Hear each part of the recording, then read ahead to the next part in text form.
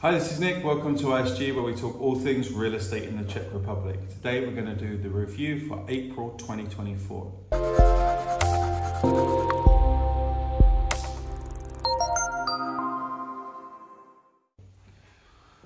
Again, I wanted to do this review based on the charts, so I've got a slightly different view here today. What I've done is taken the data, so we have what the prices were this time last year, or April 2023, what the prices were in March, and what the prices were in April. So we've got here, we can see the average growth in house prices, property prices last month was 1.66%. Quite low in Prague itself, but some quite high numbers around Liberec, Olomouc, Pilsen. We can see that the real estate market seemingly is growing quite a bit.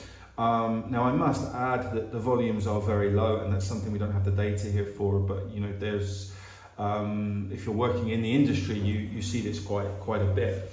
And you know, we've got now nearly 10% growth on average for the last 12 months, which is quite a lot considering the situation in the economy as a whole. So the top graph here I've got is of Prague. So we can see now that Prague prices are coming back towards the kind of at this level which they dropped down to before, and they're coming back towards the previous high prices that we had just over 2 years ago now. And it will be interesting to see what happens with that, because you know, prices have come up quite a bit from this low point, but the transaction volume hasn't really gone up, and certainly if the clients that I'm dealing with are a cross-section of what buyers are looking for. Most people are looking for quite small properties, and the prices of those small properties per square meter are starting to get quite high. You know, it's not uncommon to see like 200,000 a square meter for a studio apartment, which isn't even in the center of Prague. You know, now, so you know, this definitely will take into account. What I definitely don't think we're seeing here is, I don't think we're really seeing big apartments move for big money, because there just isn't that money around. So once bigger properties start moving, I think we will probably see this price per square meter kind of come down a bit. Now, contrast here, we looked at Ostrava in previous months, but I wanted to have a look at Liberec, which was the big winner for the month here. And we can see again, like the prices in Liberec now per square meter are effectively higher than they've ever been before. This is a new record price for properties in Liberec, which is, you know, kind of surprising that they are up so high. You know, they're I'm not quite sure what is behind the data, but it's always interesting to see that kind of growth. We could have new developments in there which are being sold. We could have just the demand from local investors like we've seen in Ostrava. But it's very interesting to see this growth. I mean, in just this year, we've got an almost vertical kind of line on this chart, which is just saying the price is going up and up and up. So it's really interesting overall. I mean, I think the clear picture is that prices are going up, and they're going up quite a bit from where they've been. You know, the real issue will be if that's a long-term thing, or whether we're kind of seeing slightly skewed data based on the low transactions and the small properties.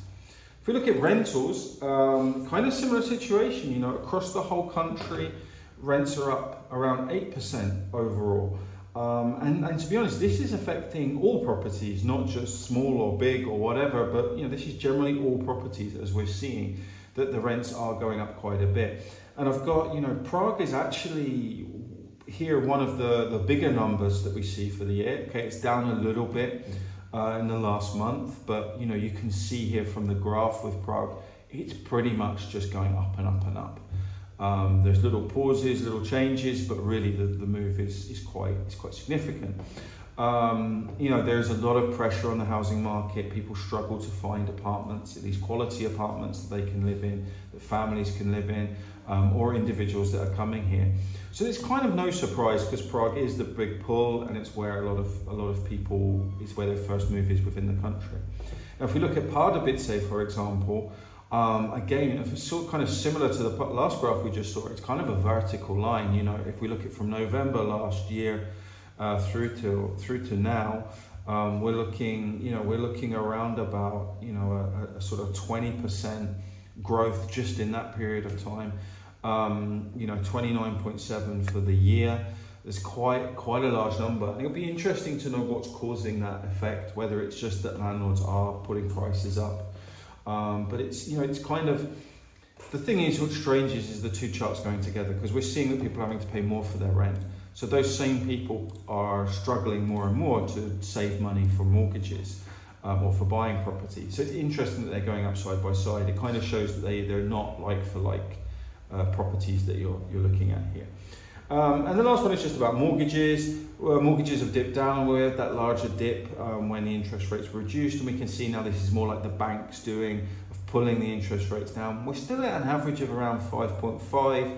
I know there are options out there of around 5%, maybe 4.8%, but it's it's interesting to see that effect, and it feels like we went up very quickly and we're kind of coming down a little slow.